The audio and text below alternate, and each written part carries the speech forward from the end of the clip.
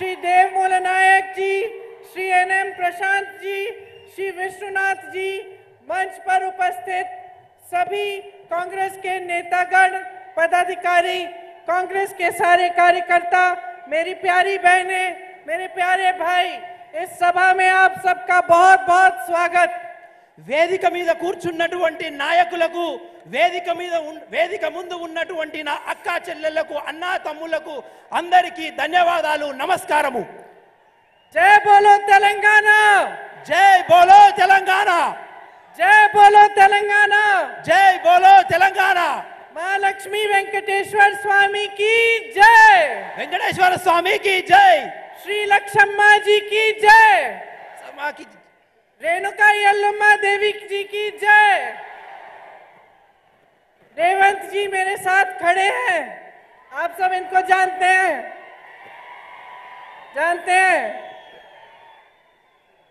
जब मैं पहली बार रेवंत जी से मिली तो मुझे बताया गया कि एक बहुत कर्मठ नेता है तेलंगाना के, उनसे मिलते हैं।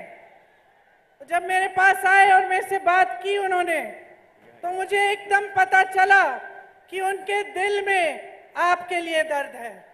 నేను మొదటిసారిగా రేవంత్ రెడ్డి గారితో ఉన్నప్పుడు, రేవంత్ రెడ్డి గారు నన్ను మొదటిసారి కలిసినప్పుడు వాటి మాటల్లో నాకు అర్థమైంది ఏంటంటే, వారి మనసులో మీకు ఎంతో గొప్ప ప్రేమ ఉంది, ఎంతో ఆదరణ ఉంది మీ గురించి। उन्होंने मुझे अपने 20 साल के संघर्ष के बारे में बताया। जब से वो विद्यार्थी थे तब से वो लड़ते रहे और संघर्ष करते रहे। రేవంత్ రెడ్డి గారు నాకు వారి 20 సంవత్సరాల పోరాటం గురించి నాకు వివరించారు। విద్యార్థి దశ నుండి నేటి వరకు రాజకీయంగా వారు చేస్తున్న మీ గురించి, పోరాటం గురించి నాకు వివరించారు। और सबसे अच्छी बात मुझे ये लगी कि उन्होंने ये नहीं कहा कि मुझे ये बन रहा है, वो बनना है, ये पद चाहिए, वो पद चाहिए। उन्होंने मुझे कहा कि तेलंगाना के बदलाव के लिए, तेलंगाना के विकास के लिए वो काम करना चाहते हैं। నన్ను వారు కలిసినప్పుడు నాకు ఈ పదవి కావాలి, నాకు ఈ స్థానం కావాలి, నాకు ఈ కుర్చీ కావాలి అని నన్ను ఎప్పుడు అడగలేదు। వారు అడిగింది ఒక్కటే, నేను ఈ రాష్ట్రంలో మార్పు తేవడానికి పని చేయాలనుకుంటున్నాను, నాకు అవకాశం ఇవ్వమని అడిగారు।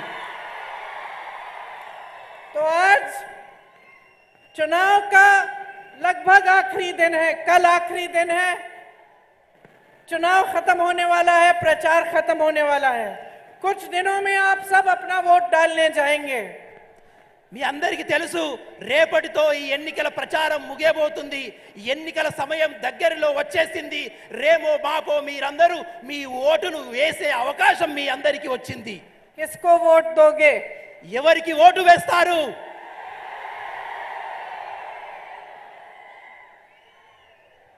लेकिन आज क्योंकि चुनाव के आखिरी दिन है प्रचार के, मैं आपसे थोड़ी गहराई में बात करना चाहती हूँ। मैं आपसे कहना चाहती हूँ कि कौन से सवाल आपको पूछने चाहिए कि कुछ दिनों में चुनाव आ रहा है, तो अंदर आपको क्या महसूस हो रहा है, क्या क्या आप चाहते हैं, क्या क्या उम्मीदें हैं सरकार से और राजनीतिक दलों से।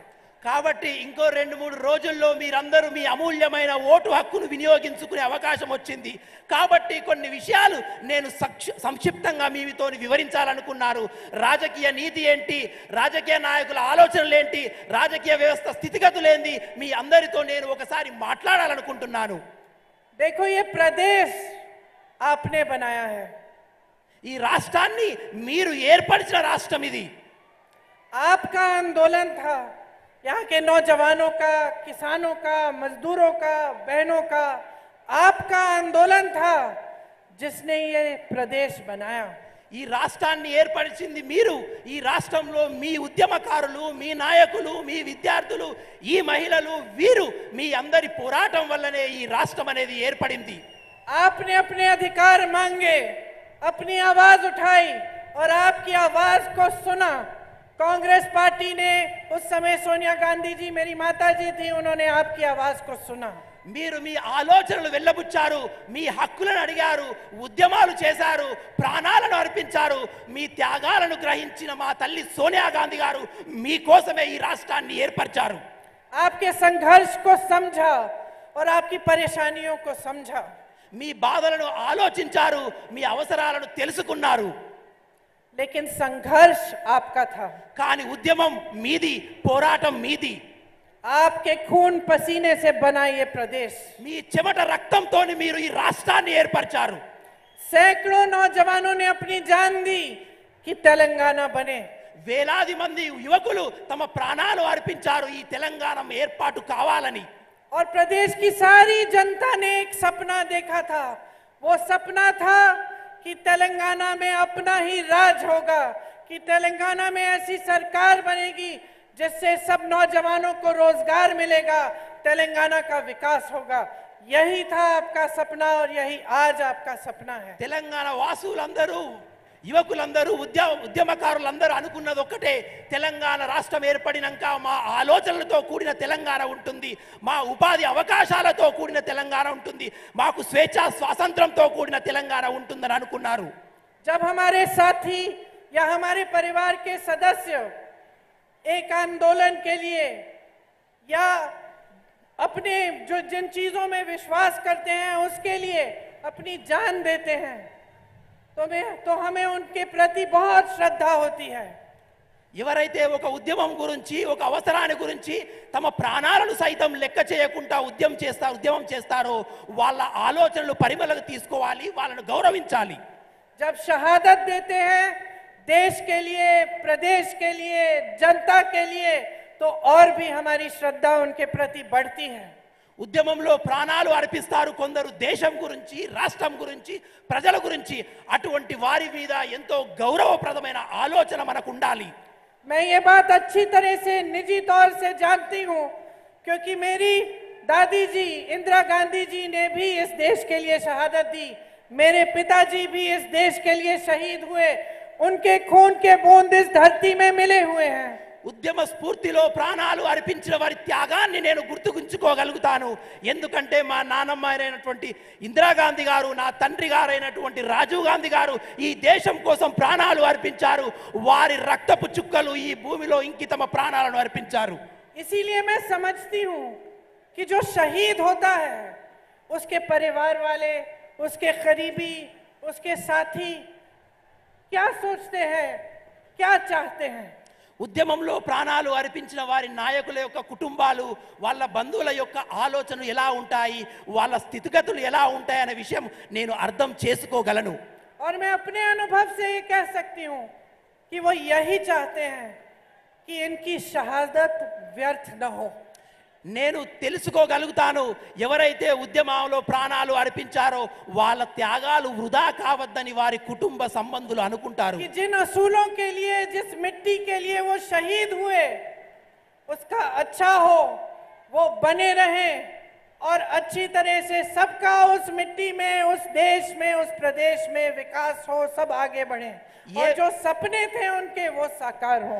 ఏ భూమి గురించి, ఏ నేల గురించి అయితే వారు ప్రాణాలను అర్పించారో వాళ్ళు అనుకుంటారు ఆ భూమిలో, ఆ దేశంలో ఉన్నటువంటి అన్ని వర్గాల ప్రజలు ఉన్నత స్థాయిలో ఉండాలని, అభివృద్ధి చెందాలని అనుకుంటారు. इसलिए मैं जानती हूँ कि तेलंगाना में भी जो आंदोलन हुआ आप उसे व्यर्थ नहीं जाने देना चाहते। కాబట్టి నేను తప్పనిసరి మీ మీద నమ్మకం ఉంది.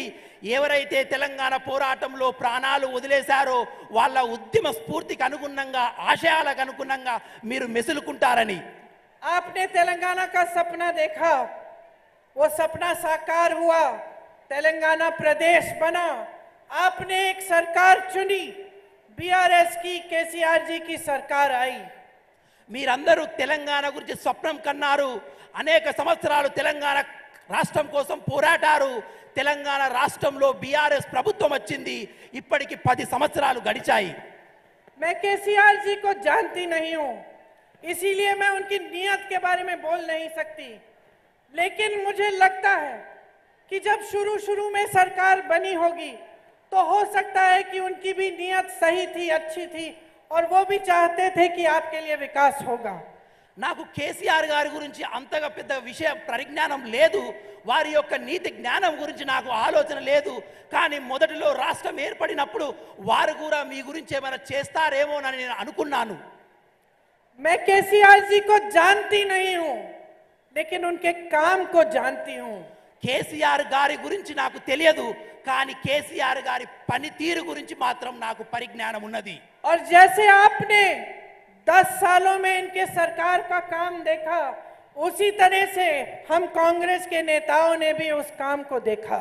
మీరందరూ ఏ విధంగానైతే ఈ 10 సంవత్సరాల బీఆర్ఎస్ పాలనను చూశారో అదే విధంగా కాంగ్రెస్ పార్టీ తరఫున మేము కూడా ఆ పనితీరును నిక్షిప్తంగా పరిశీలిస్తున్నాము. और जैसे जैसे समय आगे बढ़ता चले गया, हमें यही दिखा कि सत्ता मिल गई, पैसा मिल गया, भ्रष्टाचार फैलने लगा और जनता के जो सपने थे, जनता की उम्मीदें थी, जनता की आशाएं थी, उन्हें भूला गया. 10 సంవత్సరాల సమయం గడుస్తున్న కొద్దీ పైసలు చూస్తున్నటువంటి ప్రభుత్వాలు ప్రజల యొక్క ధనాన్ని కొల్లగొడుతున్నారు. కుంభకోణం మీద కుంభకోణం చేస్తూ ప్రజల యొక్క ధనాన్ని ఈ బీఆర్ఎస్ ప్రభుత్వం పూర్తిగా కొల్లగొట్టింది. हम सब देख के चौंक गए कि केसीआर जी के परिवार के एक एक सदस्य को मंत्री का पद मिल रहा था, बड़े बड़े रोजगार मिल रहे थे, बड़े बड़े महल बन रहे थे, लेकिन जनता पीछे चली जा रही थी. गरीब और भी गरीब होते चला जा रहा है. మేము తెలంగాణ వికాసాన్ని పరిశీలించినప్పుడు రోజులు గడిచే కొద్దీ ప్రజల యొక్క ధనాన్ని కేసీఆర్ గారు దోచుకుంటానే ఉన్నారు. వాళ్ళ కుటుంబ సభ్యులకు పదవుల మీద పదవులు లభిస్తూనే ఉన్నాయి. వాళ్ళు పెద్ద పెద్ద రాజమహల్లు కట్టుకొని నివసిస్తున్నారు. కానీ తెలంగాణ ప్రజలు రోజు రోజుకు బీదలుగానే మారిపోతున్నారు. जहां नौजवानों को रोजगार मिलना चाहिए था, उनकी आशाएं बढ़नी चाहिए थी. इतना मजबूत आपका प्रदेश है, इतनी तकनीकी आपके पास सुविधाएं हैं, आप पढ़े लिखे हो, लेकिन हमने देखा कि नौजवानों को रोजगार नहीं मिल रहा है. तमाम नौजवान बेरोजगार हैं. తెలంగాణలో ఉన్నటువంటి యువకులందరూ ఎన్నో ఉద్యోగాలు వస్తాయని ఆశపడ్డారు. కానీ రోజులు గడిచే కొద్దీ ఏ ఒక్క యువకునికి కూడా ఎటువంటి ఉద్యోగం రాలేదు. బీదలు ఇంకా బీదలే, నిరుద్యోగులు ఇంకా నిరుద్యోగులుగానే మారిపోతున్నారు ఈ తెలంగాణలో. यहाँ के किसान परेशानियों से लदे हुए महंगाई का सामना करने की कोशिश कर रहे, खेती से कमा नहीं पा रहे, सही दाम नहीं मिलता फसल का, सहायता नहीं मिलती सरकार की, कर्ज में डूब रहे, आत्महत्या करने लगे. ఇక్కడ ఉన్నటువంటి తెలంగాణ రైతులు రోజు రోజుకు అప్పుల ఊబిలో మునిగిపోతున్నారు. వాళ్ళ జీవితాల్లో ఆత్మహత్యలు పెరిగిపోతున్నాయి. వాళ్ళు కొనదలుచుకున్న వ్యవసాయ పనిముట్లు రోజు రోజుకు పిరమైపోతుంది. వ్యవసాయ కూలీలకు కూడా ఎటువంటి తెలంగాణ రాష్ట్రంలో ఆదరణ నోచుకోలేదు. 5 सालों में चुनाव आया, चुनाव के पहले कुछ ऐसी स्कीम ले आए जिससे फिर से वोट पा गए और फिर से इनकी सरकार बनी. 5 సంవత్సరాల తర్వాత మళ్ళొకసారి ఎన్నికలు వచ్చినాయి. యథావిధిగా ఎన్నికలకు పోయారు. మోసపూర వాగ్దానాలతో గెలిచి మళ్ళా ప్రభుత్వాన్ని ఏర్పాటు చేశారు. अब 10 साल बीत चुके हैं. मेरे भाइयों, मेरी बहनों, मुझे बताओ, आपको रोजगार दिया केसीआर जी ने? అక్కా చెల్లెల్లారా, 10 సంవత్సరాలు గడిచిపోయింది. ఒక్కసారి నాకు చెప్పండి, ఈ తెలంగాణ రాష్ట్రంలో మీకేమైనా ఉద్యోగాలు వచ్చాయా? मेरे किसान भाइयों, आपकी सहायता की, आपके कर्ज माफ किए, आपको सही दाम दिया. రైతు సోదరులారా, నాకు ఒక్క విషయం చెప్పండి, ఈ తెలంగాణ రాష్ట్రంలో మీకు అభివృద్ధి జరిగిందా? మీ అప్పులు తీర్చాయా? ప్రభుత్వం నుంచి మీకేమైనా తోడ్పాటు జరిగిందా? मेरी बहनों, देश में इतनी महंगाई है, बढ़ती चली जा रही है. कांग्रेस की सरकारों ने अपने प्रदेशों में महंगाई के राहत के कैंप लगाए. क्या आपको केसीआर जी ने महंगाई से राहत दी? అక్కా చెల్లెల్లారా, నాకు ఒక విషయం చెప్పండి. తెలంగాణ రాష్ట్రంలో రోజు రోజుకు ధరలు పెరిగిపోతున్నాయి. ఎక్కడైతే కాంగ్రెస్ ప్రభుత్వం ఉందో అక్కడ ధరలు తగ్గించే ప్రయత్నం కాంగ్రెస్ పార్టీ చేస్తుంది. ఇక్కడ టిఆర్ఎస్ ఏమైనా అటువంటి ప్రయత్నం మీకోసం చేసిందా? आप पे जो अत्याचार हो रहे हैं, रोज रोज उनको रोका. మీ మీద జరుగుతున్నటువంటి అఘాయిత్యాల పట్ల, అత్యాచారాల పట్ల ఏమైనా నిర్మూలన కార్యక్రమాలు ఈ ప్రభుత్వాలు తీసుకున్నాయా? मेरे दलित और आदिवासी भाई बहनों, आपके लिए क्या किया केसीआर जी ने? कुछ किया ना? आपको पट्टे दिए, आपकी सहायता की, आपको आगे बढ़ाया. నా దళిత ఆదివాస సోదరులకు నేను అడుగుతున్నాను, ఈ తెలంగాణ రాష్ట్రంలో కేసీఆర్ ప్రభుత్వం ద్వారా మీకేమైనా ఉపాధి అవకాశాలు దొరికాయా? మీరేమైనా పురోగతించారా? మీకేమైనా భూములు లభించాయా? तो क्या मिला तेलंगाना की जनता को? తెలంగాణ टीआरएस के 10 साल के राज में आपको क्या मिला? ఈ 10 సంవత్సరాల తెలంగాణ పాలనలో, తెలంగాణ రాష్ట్ర పాలనలో, ప్రభుత్వ పాలనలో ఈ తెలంగాణ ప్రజలకు ఏమి లభించింది అని నేను అడుగుతున్నాను. आपको भ्रष्टाचार मिला हर स्तर पर। एक भी ऐसा प्रोजेक्ट नहीं है तेलंगाना में जो पूरा हुआ है, और एक भी ऐसा प्रोजेक्ट नहीं है जिसमें से सारे पैसे इन्होंने खींचे और अपने मित्रों को, अपने परिवार को, अपने पूरी पार्टी को सींचा। ఈ తెలంగాణ రాష్ట్రంలో ఇప్పటికీ ఒక్క ప్రాజెక్టు కూడా లేదు. ఒక ప్రజా ఉపయోగమైన ప్రాజెక్టు ఒక్కటి కూడా కట్టలేదు. కట్టిన ప్రాజెక్టులన్నీ ధనాన్ని దోచుకొని తన కుటుంబ సభ్యులకు అప్పనంగా ప్రజల డబ్బును అప్పచెప్పే ప్రయత్నం మాత్రమే ఈ కేసీఆర్ గారు చేశారు. आपको छोटे से छोटे काम के लिए कमीशन देना पड़ता है। कहां जाता है वो कमीशन? మీకు చిన్న పని చేసుకోవాలన్నా మీ జేబుల నుండి ప్రభుత్వ అధికారులకు, ప్రభుత్వానికి కమిషన్లు ఇవ్వవలసి ఉంటుంది. ఆ కమిషన్లన్నీ ఎక్కడికి పోతాయి? ये बीआरएस इतनी अमीर पार्टी है, इनके सारे नेताओं के बड़े बड़े महल हैं, खूब पैसे हैं। अब चुनाव है, पोल मैनेजमेंट में खर्चा होगा इनका, आप खुद देखेंगे। मैं आपसे पूछना चाहती हूँ, ये पैसे इनके पास कहां से आए? ఇప్పుడు కేసీఆర్ ప్రభుత్వం, టీఆర్ఎస్ పార్టీ ఎన్నికలకు ముందుకొస్తుంది. వాళ్ళు పోల్ మేనేజ్మెంట్ అని, ఎన్నికలని వేలాది కోట్లాది రూపాయలు ఖర్చు పెడుతున్నారు. నేను అడుగుతున్నా, ఈ కోట్లాది పైసలు ఎక్కడివి అని. आपको मालूम है कि लोकतंत्र में, जो कि हमारे देश में है, उसमें पैसे सरकार के नहीं होती। सारी जो संपत्ति होती है सरकार की, वो जनता की संपत्ति होती है। నేను మీ అందరికి ఒక విషయాన్ని తెలియజేయాలనుకున్నాను. ప్రజాస్వామ్యంలో ఉన్నటువంటి డబ్బు ప్రభుత్వ డబ్బు. అది ప్రభుత్వ డబ్బు కాదు. ఆ డబ్బు అంతా ప్రజలది, ఆ డబ్బు అంతా మీది. बहनों, जब आप सुनती हो कि इस प्रोजेक्ट में इतना बड़ा घोटाला हुआ, हजारों करोड़ रुपए किसी को मिल गए, किसी नेता ने खाए, तो आपको क्या लगता है कि एक दूसरे के पैसे खा रहे हैं? ये आपके पैसे हैं जो चोरी हो रहे हैं। ये वो पैसे हैं जो आपकी स्कीम्स में जाने चाहिए। ये वो पैसे हैं जिनसे किसानों के कर्ज माफ होने चाहिए। ये वो पैसे हैं जिनसे आपको रोजगार मिलना चाहिए। ये वो पैसे हैं जिनसे मेरी बहनों के खाते में हर महीने पैसे जाने चाहिए। రాష్ట్రంలో పెద్ద పెద్ద కుంభకాలు జరుగుతుంటాయి. కుంభకోణాలు జరిగినప్పుడు వేలాది పైసలు, ప్రభుత్వ పైసలు నాయకుల దగ్గరికి వెళ్తాయి. ఈ పైసలంతా ఎక్కడిది? ఈ డబ్బంతా ఎక్కడిది? ఈ డబ్బంతా ప్రజల డబ్బు. ఈ డబ్బంతా మీ డబ్బు. ఏ డబ్బు అయితే మీ ఉద్యోగ అవకాశాల కోసం ఖర్చు పెట్టాలో, ఏ పైసలు అయితే మీ పురోగతి కోసం ఖర్చు పెట్టాలో, ఏ డబ్బు అయితే మీ అభివృద్ధి కోసం ఖర్చు పెట్టాలో, ఆ డబ్బును వీళ్ళు తమ సొంత ఖాతాల్లోకి దోచుకొని కుంభకోణాలు చేస్తున్నారు. बहनों और भाइयों, देश में आज जो परिस्थितियां हैं उनको अच्छी तरह से समझना बहुत जरूरी है। అక్కా చెల్లెల్లారా, అన్నా తమ్ముళ్ళారా, ఈ రోజు రాష్ట్రంలో నెలకొల్పున్నటువంటి విషయాలను మీరు చాలా సంక్షిప్తంగా ఆలోచిస్తూ ఉండాలి. देश में नरेंद्र मोदी जी की बीजेपी की सरकार है। దేశంలో నరేంద్ర మోదీ గారిది బీజేపీ ప్రభుత్వం ఉంది. 10 सालों से ये सरकार चल रही है। 10 సంవత్సరాల నుండి ఆ ప్రభుత్వం నడుస్తుంది. 10 सालों से यहाँ प्रदेश में बीआरएस की सरकार चल रही है। 10 సంవత్సరాల నుండి ఈ తెలంగాణ రాష్ట్రంలో బీఆర్ఎస్ ప్రభుత్వం నడుస్తుంది. आज देश की परिस्थिति ये है कि देश का किसान औसत 27 रुपए एक दिन में बनाता है, और एक उद्योगपति नरेंद्र मोदी जी के दोस्त अडानी जी एक दिन में 1600 करोड़ रुपए कमाते हैं।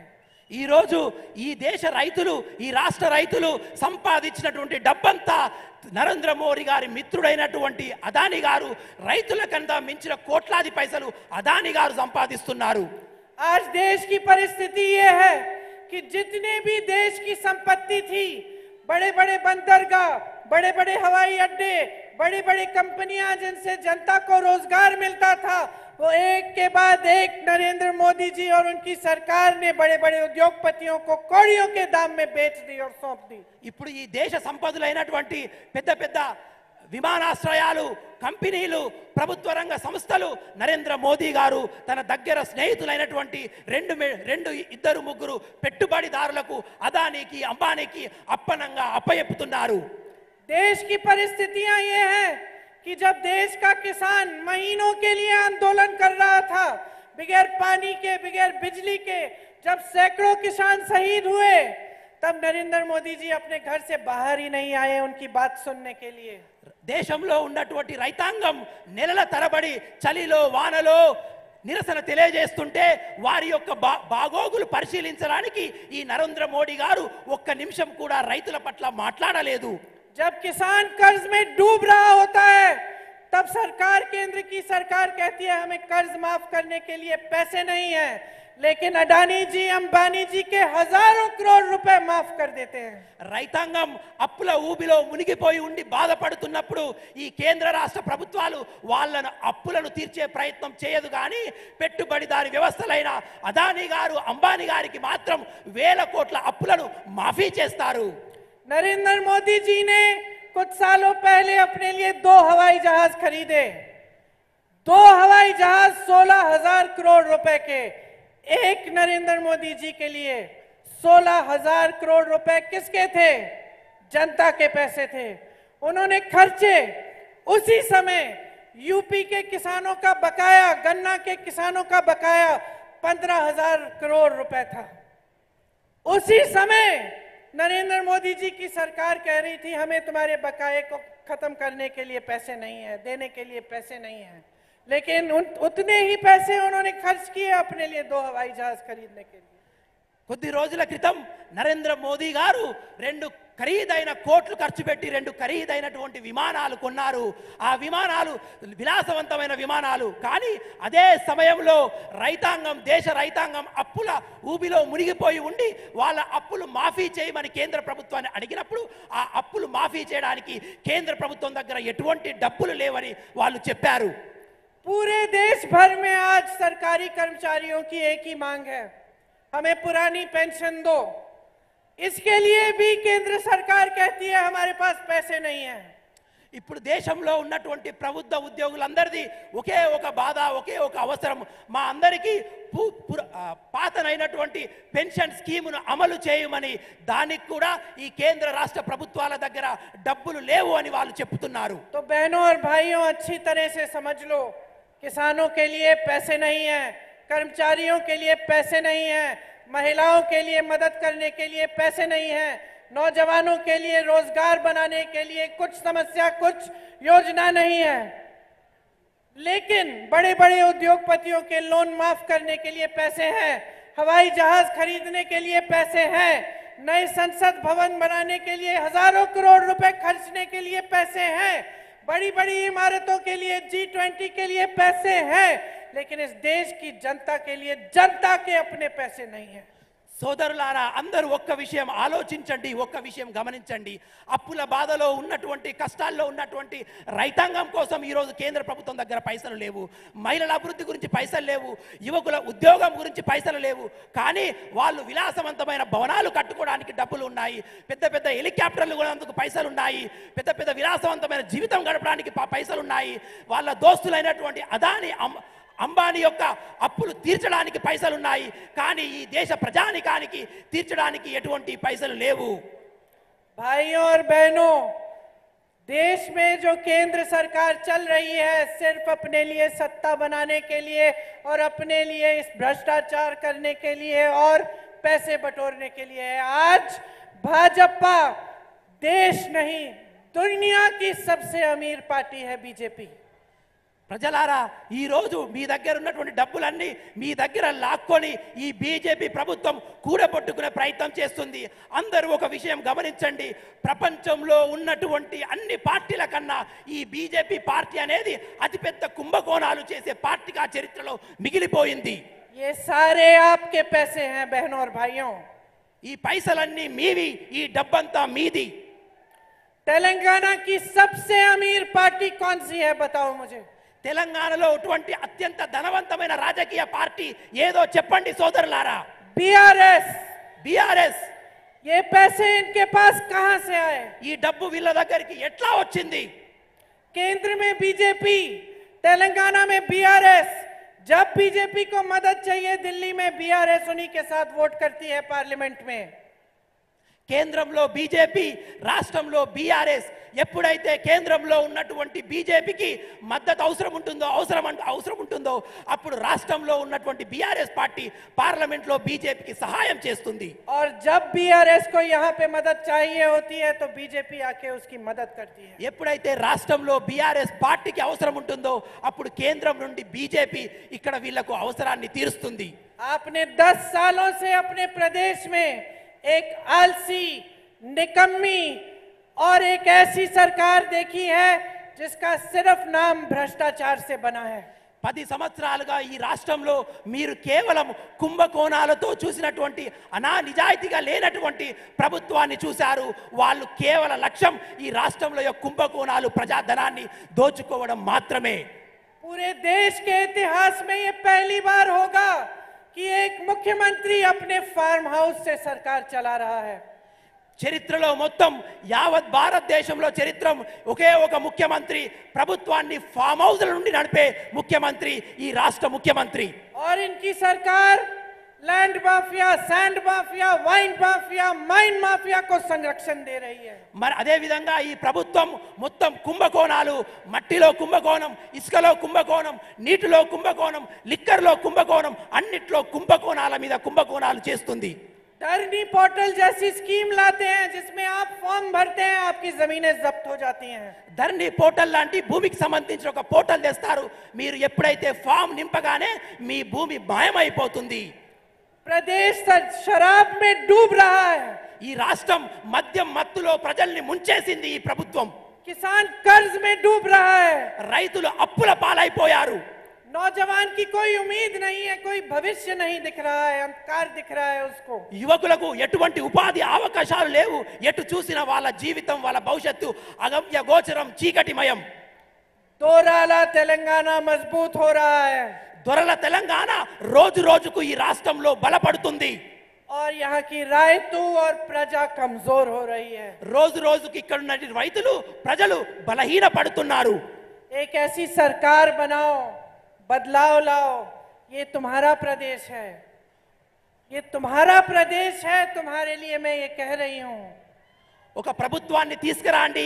ఏ ప్రభుత్వం అయితే మీ గురించి ఆలోచిస్తుందో, మీ గురించి పాటుపడుతుందో, నేను మీతోనే మాట్లాడుతున్నాను. మీ గురించి ఆలోచించే ప్రభుత్వాన్ని ఈ రాష్ట్రంలో నెలకొల్పండి. आपके प्रदेश में जो राजनीति चल रही है वो आलस की राजनीति है. वो आपके लिए काम नहीं कर रहे हैं. वो समझ नहीं रहे हैं कि सत्ता आपने दी है. ఈ రాష్ట్రంలో నడుస్తున్నటువంటి ప్రభుత్వం మీ గురించి ఆలోచించే ప్రభుత్వం కాదు, మీ గురించి నడిచే ప్రభుత్వం కాదు, మీ గురించి పాటుపడే ప్రభుత్వం కాదు. మీ ద్వారా ఈ ప్రభుత్వం ఏర్పడిందన్న విషయాన్నే వాళ్ళు మర్చిపోయారు. रेवंत जी मंच पे खड़े हैं, मैं मंच पे खड़ी हूं. రేవంత్ రెడ్డి గారు వేదికపై నిలబడ్డారు, నేను వేదికపై నిలబడ్డాను. आप इतनी बड़ी तादाद में यहाँ आए हैं, हम आपके प्रति अपनी जिम्मेदारी समझते हैं. మీరు వేల సంఖ్యలో ఇక్కడికి విచ్చేశారు. మీ యొక్క ప్రతి ఒక్క అవసరాన్ని మేము తెలుసుకుంటాము, గమనిస్తున్నాము. हमारा और कोई धर्म नहीं है, हमारा धर्म आपकी सेवा है. మాకు వేరే ధర్మం లేదు. మాకు తెలిసిన ధర్మం కేవలం మీకు సేవ చేయడమే. ये सबसे पहला, सबसे बड़ा धर्म होना चाहिए नेता का. ఒక నాయకునికి ఇదే అత్యుత్తమైన ధర్మంగా, ఇదే పెద్ద లక్ష్యంగా, మీకు సేవ చేసే అవకాశమే ధర్మంగా కలిగి ఉండాలి. लेकिन बीआरएस के नेता भूल चुके हैं ये धर्म. కానీ బీఆర్ఎస్ నాయకులు ఈ ధర్మాన్ని మర్చిపోయారు. उनको लगता है कि कुछ भी करें, वोट आपसे मिलेगा, सत्ता में रहेंगे, कमाएंगे, अपने महल बनाएंगे और वही आगे बढ़ते चले जाएंगे और तेलंगाना की सारी जनता पीछे रह जाएगी. వాళ్ళు అనుకుంటున్నారు ఎన్నికలు వస్తాయి, డబ్బులు ఖర్చు పెడతాము, పైసలు సంపాదిస్తాము, ఓట్ల కోసం పోతాము, మేము ముందుకెళ్తాము, ఇండ్లు కట్టుకుంటాము, బంగ్లాలు కట్టుకుంటాము. కానీ ఈ రాష్ట్ర ప్రజలు రోజు రోజుకు వెనుకకు పోతూనే ఉంటారని. आपकी परवाह नहीं है बहनों और भाइयों. మీ గురించి వారికి చింత లేదు. इंदिरा गांधी जी बोलती थी कि जनता से बड़ा कुछ नहीं होता और जनता में सबसे ज्यादा विवेक होता है. सब समझती है जनता. ఇందిరాగాంధీ గారు అనేవారు, ప్రజలే ప్రజాస్వామ్యంలో పెద్దవారు, ప్రజలకు యొక్క వివేకం ఉంటుంది, ప్రజలు ఎప్పటికప్పుడు అవన్నీ గమనిస్తూనే ఉంటారని ఇందిరాగాంధీ గారు అనేవారు. मुझे इस बात में पूरा विश्वास है। ఇందిరాగాంధీ గారి మాట మీద నాకు పూర్తి నమ్మకం ఉంది. मैं जानती हूं कि आप सब कुछ समझ रहे हैं। ये सारे खेल जो आपके साथ खेले जा रहे हैं, आपको कुछ कहते हैं नेता, कुछ और करते हैं। चुनाव के समय आपसे वोट मांगते हैं, चुनाव के बाद आपको भूल जाते हैं। अपने अपने महल बनाते हैं, आपके लिए झुग्गी झोपड़ी भी नहीं बनाते। अपने बच्चों परिवारों को मंत्री बना देते हैं, लेकिन आपको रोजगार नहीं देते। आप सब समझ रहे हो, मैं जानती हूं। నాకు తెలుసు మీరందరూ గమనిస్తున్నారు, ఈ రాష్ట్ర ప్రభుత్వాల ఆలోచనలు గమనిస్తున్నారు, వాళ్ళు సంపాదిస్తున్న డబ్బులను ఆలోచిస్తున్నారు, వాళ్ళు చేస్తున్న కుంభకోణాలు ఆలోచిస్తున్నారు. కానీ వాళ్ళ సంపాదనే ఉంటుంది, కానీ మీకు ఒక చిన్న గుడిసె కూడా ఇచ్చే, మీకు ఒక విద్యా అవకాశం ఇచ్చే అవకాశాలు ఈ రాష్ట్ర ప్రభుత్వం కల్పిస్తలేదని మీరు గమనిస్తున్నారనే విషయం నాకు తెలుసు. देखो, आपको जागरूक बनना पड़ेगा। మీరందరూ జాగృతి కావాలి అని నేను విజ్ఞప్తి చేస్తున్నాను. अगर आप जागरूक नहीं बनेंगे, अगर आप नेता से सवाल नहीं करेंगे, अगर आप राजनीतिक दलों को जवाबदेह नहीं बनाएंगे, तो नुकसान आपका होगा।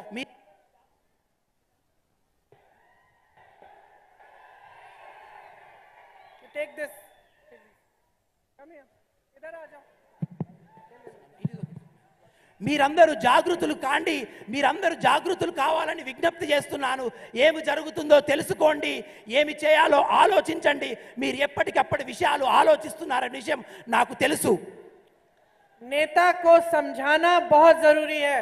बहनों और भाइयों, अगर नेता आपके लिए काम नहीं कर रहा है, किसी भी पार्टी का नेता हो, चाहे कल को कांग्रेस पार्टी का नेता ना हो, उन्हें सही रास्ता दिखाना जनता का काम होता है। నాయకులను ఎప్పుడప్పుడు పరిశీలించవలసిన అవసరం ప్రజలకుంది, నాయకులను ప్రశ్నించే అవసరం ప్రజలకుంది. రేపు మేము ప్రభుత్వంలోకి వచ్చాక కూడా మా నాయకులు కూడా ఒకవేళ పని చేయకుంటే మా నాయకులు ప్రశ్నించాలి. మీరు अपने बच्चों के प्रति और उनके भविष्य के प्रति आपकी सबसे बड़ी जिम्मेदारी है। ఇది మీ బాధ్యత. ఎందుకు నాయకులను ప్రశ్నించాలంటే మీ భవిష్యత్తు కోసం, మీ పిల్లల భవిష్యత్తు కోసం, మీ భావి తరాల భవిష్యత్తు కోసం మీరు నాయకులను ప్రశ్నిస్తూ ఉండాలి. इस जिम्मेदारी को गहराई से समझो। ఈ బాధ్యతను క్షుణ్ణంగా ఆలోచించండి. अपना वोट कभी व्यर्थ मत करो। మీ ఓటును వ్యర్థం చేయకండి. इसी वोट में आपके 5 सालों का भविष्य बंधा हुआ है। మీరు వేసే ఓటులో మీ 5 సంవత్సరాల భవిష్యత్తు నిక్షిప్తమై ఉంది. आज मैं आपके सामने खड़ी होकर जो हमारी घोषणाएं हैं वो करने जा रही हूं। मैं आपको अपनी गारंटी बताने जा रही हूं। ఈ రోజు నేను మీ ముందట నిలబడి ఉన్నాను. మేము చేయబోయే పనులు గ్యారెంటీలుగా మీకు వివరించబోతున్నాను. और मैं जानती हूं कि क्योंकि मैं इंदिरा जी की पोती हूं और सोनिया जी की बेटी हूं, आप मेरी बातों को वजन देते हैं। నాకు తెలుసు మీరు నా మాట నమ్ముతారని. నేను ఇందిరాగాంధీ గారి మనవరాలను, సోనియా గాంధీ గారి కూతురును. నా మాట పట్ల మీరు నమ్మకం ఉంచుతారని నాకు తెలుసు. आप जानते नहीं कि मेरे दिल में इसका क्या मतलब है, कि मैं अपनी जिम्मेदारी का कितना एहसास करती हूं।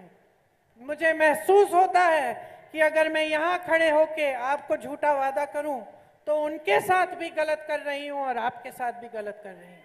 నేను మీ ముందు నిలబడి ఒకవేళ ఏదైనా అబద్ధం చెప్తే నాకు తెలుసు నిజమే చెప్పాలని. ఎందుకంటే ఏదైనా అబద్ధం చెప్తే నా మనస్సాక్షి నాకు చెప్తుంది నేను ప్రజలతో మోసం చేస్తున్నానని. मुझे सिखाया गया है कि राजनीति का मतलब है सच्चाई, जनता की सेवा और जनता के प्रति समर्पित रहना।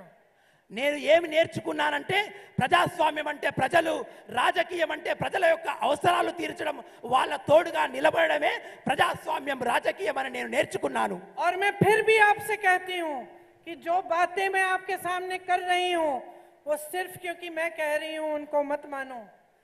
अपने आप पता करो। जब मैं कहती हूं कि हमारी गारंटी है कि हम महिलाओं के खाते में 2500 रुपए हर महीने डालेंगे, जब मैं ये कहती हूं तो पता करो कि कर्नाटका में कांग्रेस ने ये गारंटी दी थी। क्या कर्नाटका में ये सच हो रहा है कि नहीं हो रहा है? खुद पता करो। पूछो अपने रिश्तेदारों से, अपने दोस्तों से जो कर्नाटका में है। पता चलेगा कि हाँ, ये लोग अगर कुछ कह रहे हैं, गारंटी दे रहे हैं, इसका कुछ सही आधार है, तभी अपना वोट दो। నేను చెప్పింది ఒక్కసారి ఆలోచించండి, ఊరికినే నమ్మద్దు, వివేకంతో ఆలోచించండి. ఇప్పుడు నేను చెప్తాను, కాంగ్రెస్ ప్రభుత్వం ఏర్పడ్డాక ప్రతి మహిళకు 2500 రూపాయలు ఇస్తా అనగానే మీరు నమ్మండి. ఎందుకంటే కర్ణాటక రాష్ట్రంలో మేము ఇస్తున్నాము. ఒక్కసారి తెలుసుకోండి, కర్ణాటకలో కాంగ్రెస్ పనితీరు ఎలా ఉందో తెలుసుకొని మరి ఈ రాష్ట్రంలో కాంగ్రెస్ పార్టీకి ఓటు వేయండి. तो मैं आपको कांग्रेस की 6 गारंटी बताने जा रही हूं और साथ साथ मैं आपको बताऊंगी कि ये गारंटी किस आधार पे हम दे रहे हैं और किस किस प्रदेशों में हमने पूरी की है। ఇప్పుడు కాంగ్రెస్ పార్టీ చేయబోయే 6 గ్యారెంటీల గురించి మీకు చెప్పబోతున్నాను. ఏ విషయాల పట్ల ఈ 6 గ్యారెంటీల నిర్ణయాలు మేము తీసుకున్నామనే విషయాన్ని కూడా మీకు వివరిస్తాను. ఏ ఏ రాష్ట్రంలో ఏ విధంగా ఈ పనితీరు నడుస్తుందనే విషయాన్ని కూడా మీకు వివరిస్తాను. पहली गारंटी महालक्ष्मी योजना, महिलाओं को प्रतिमाह 2500 रुपए उनके खाते में दिए जाएंगे। गैस सिलेंडर 500 रुपए का मिलेगा और बस की यात्रा फ्री में पूरे तेलंगाना में मेरी बहनें करेंगी। మహాలక్ష్మి అనే పథకం ద్వారా 2500 రూపాయలు ప్రతి మహిళకు నెలసరిగా ఇస్తాము. 500 రూపాయలకే మీకు గ్యాస్ సిలిండర్ అందజేయబోతున్నాము. అంతేకాకుండా నా అక్క చెల్లెలకు ఈ రాష్ట్రంలో ప్రతి ఆర్టీసీ బస్సులో ఉచిత బస్సు ప్రయాణ సౌకర్యాన్ని కలిగించబోతున్నాము. कर्नाटका में मेरी बहनों फ्री बस यात्राएं कर रही हैं। कर्नाटका की बहनें जब से कांग्रेस की सरकार आई, पहले मंत्रिमंडल की मीटिंग हुई, उसमें तय किया गया और तब से ही मेरी बहनों के खाते में पैसे आ रहे हैं। కర్ణాటక రాష్ట్రంలో ఎప్పుడైతే ప్రభుత్వం ఏర్పడిందో ఆ రోజు నుంచే మీలాగే అక్కడ కూడా మేము పైసలు జమ చేస్తున్నాము. మొదటి రోజే అక్కడ ఉన్నటువంటి మహిళల ఖాతాలలో డబ్బులు వేస్తున్నాము. అదే విధంగా కర్ణాటక రాష్ట్రంలో ఉన్నటువంటి నా అక్కా చెల్లెళ్ళు ఉచితంగా బస్సు ప్రయాణం చేస్తున్నారు. दूसरी गारंटी रायतू भरोसा। रायतू भरोसे में किसानों को 15,000 रुपए प्रति एकड़ सालाना दिया जाएगा और खेत मजदूरों को 12,000 रुपए। రైతు భరోసా అనే పథకం ద్వారా ఏటా రైతులకు 15,000 రూపాయలు ఎకరానికి చెల్లించబోతున్నాము. అదే విధంగా రైతు కూలీలకు 12,000 రూపాయలు చెల్లించబోతున్నాము. धान पर 500 रुपए प्रति क्विंटल आपको बोनस मिलेगा और 2 लाख तक फसल लोन माफ होंगे जहां जहां जरूरत होगी। అదే విధంగా ధాన్యం మీద 500 రూపాయలు బోనస్ గా ఇవ్వడమే కాకుండా రైతులకు పడినటువంటి అప్పులలో 2 లక్షల రూపాయల అప్పులను ప్రభుత్వం తీర్చబోతుంది. छत्तीसगढ़ में धान का सबसे ज्यादा एमएसपी कांग्रेस की सरकार ने किसानों को दिया और छत्तीसगढ़ और राजस्थान दोनों में किसानों के कर्ज माफ किए। ఛత్తీస్గఢ్లో రైతులకు అత్యధికంగా కనీస మద్దతు ధర కాంగ్రెస్ పార్టీ ఇస్తుంది. అదేవిధంగా ఛత్తీస్గఢ్లో రాజస్థాన్లో కూడా రైతుల యొక్క అప్పులను కాంగ్రెస్ ప్రభుత్వం తీర్చేసింది. तीसरी गारंटी गृह ज्योति योजना। इसमें 200 यूनिट बिजली आपको फ्री मिलेगी और 24 घंटे बिजली आपको मिलेगी। గృహజ్యోతి అనే పథకం ద్వారా ప్రతి ఇంటికి 200 యూనిట్ల కరెంటును ఉచితంగా ఇస్తున్నాము. అంతేకాకుండా నాణ్యమైన 24 గంటల కరెంటును కూడా సరఫరా చేయబోతున్నాము. चौथी गारंटी इंद्रम्मा इंड्लू स्कीम। इसमें जब आप घर बनाना चाहेंगे तो आपको घर के लिए जमीन फ्री में मिलेगी और 5 लाख रुपए घर को बनाने के लिए मिलेंगे। ఇంద్రమ్మ ఇల్లు ద్వారా ప్రతి ఒక్కరికి 5 లక్షల రూపాయలు ఇల్లు కట్టుకోవడంతో పాటుగా స్థలాన్ని కూడా ఇవ్వబోతున్నాము. राज्य आरोग्य श्री योजना 5वीं गारंटी। इसमें 10 लाख तक आपको हेल्थ इंश्योरेंस मिलेगा। राजस्थान और छत्तीसगढ़ में 10 से 25 लाख तक फ्री में इलाज हुआ है। అదే విధంగా రాజీవ్ ఆరోగ్యశ్రీ అనే పథకం ద్వారా 10 లక్షల రూపాయల వరకు మీకు ఉచిత వైద్య సదుపాయాన్ని కలిగించబోతున్నాము. कांग्रेस की सरकार में राजस्थान और छत्तीसगढ़ में हार्ट की सर्जरी, बड़ी बड़ी कैंसर का इलाज, ये सब बगैर एक पैसे दिए हो रहा है। రాజస్థాన్ రాష్ట్రంలో పెద్ద పెద్ద ఆపరేషన్లు కూడా ఉచితంగా చేయించి వాళ్ళ వైద్య ఖర్చులను కూడా కాంగ్రెస్ ప్రభుత్వమే భరిస్తుంది. राजस्थान में हमने 2 लाख रोजगार दिए, तेलंगाना में भी हम 2 लाख रोजगार देंगे। రాజస్థాన్ రాష్ట్రంలో 2 లక్షల ఉద్యోగాలు మేము ఇచ్చాము. అదేవిధంగా తెలంగాణలో కూడా ప్రభుత్వం ఏర్పడిన వెంటనే 2 లక్షల ఉద్యోగాలు ఇవ్వబోతున్నాము. छत्तीसगढ़ में हर जिले में इंग्लिश मीडियम स्कूल बनवाया, राजस्थान के गांव-गांव में इंटरनेशनल लेवल के स्कूल खुलवाए हैं। यहाँ तेलंगाना में हर जिले में हम इंटरनेशनल लेवल के स्कूल खुलवाएंगे। ఛత్తీస్గఢ్ రాజస్థాన్ రాష్ట్రంలో కూడా ఇంటర్నేషనల్ స్కూళ్లను మేము ఏర్పాటు చేశాము. రాబోయే తెలంగాణ రాష్ట్ర ప్రభుత్వంలో కూడా మేము ప్రతి జిల్లాలో ఇంటర్నేషనల్ స్కూళ్లు ఏర్పాటు చేస్తాము. और नौजवानों के लिए एक विद्या भरोसा कार्ड आएगा, जिससे 5 लाख रुपए तक उनको ब्याज मुक्त फ्री लोन मिल सकेगा शिक्षा के लिए। అదేవిధంగా విద్యా భరోసా అనే స్కీమ్ ద్వారా ఇక్కడ ఉన్నటువంటి యువకుల యొక్క విద్యాభ్యాసం గురించి 5 లక్షల రూపాయల సహాయం కూడా ప్రభుత్వం చేయబోతుంది. तो अब मुझे बताओ, बीआरएस के और 5 साल चाहिए कि कांग्रेस की एक अच्छी सरकार चाहिए जो आपके लिए काम करेगी? ఇప్పుడు చెప్పండి మిత్రులారా, టిఆర్ఎస్ యొక్క బీఆర్ఎస్ యొక్క మళ్ళొక 5 సంవత్సరాల పాలన కావాలా, కాంగ్రెస్ ప్రభుత్వం కావాలా? फार्म हाउस की सरकार चाहिए या प्रजापालना भवन की सरकार चाहिए? ఫామ్ హౌస్ సర్కార్ ప్రభుత్వం, ఫామ్ హౌస్ సర్కార్ కావాలా, ప్రజల పాలన మీకు కావాలా? आपको प्रजाला तेलंगाना चाहिए कि नहीं? మీకు ప్రజల తెలంగాణ కావాలా వద్దా? मेरे साथ बोलो, मारपू कावाली कांग्रेस रावाली। నాతో అనండి, मारपू कावाली कांग्रेस रावाली। मारपू कावाली कांग्रेस रावाली। बदलाव लाओ, रेवंत जी को भारी से भारी बहुमत से जिताओ, మార్పు తీసుకురండి, రేవంత్ अपनी రెడ్డి గారిని सरकार बनाओ, तेलंगाना का एक एक सपना साकार करो। తెలంగాణలో కాంగ్రెస్ ప్రభుత్వాన్ని ఏర్పాటు చేసి మీ స్వప్నాల సాకారం చేసుకోండి. రేవంత్ రెడ్డి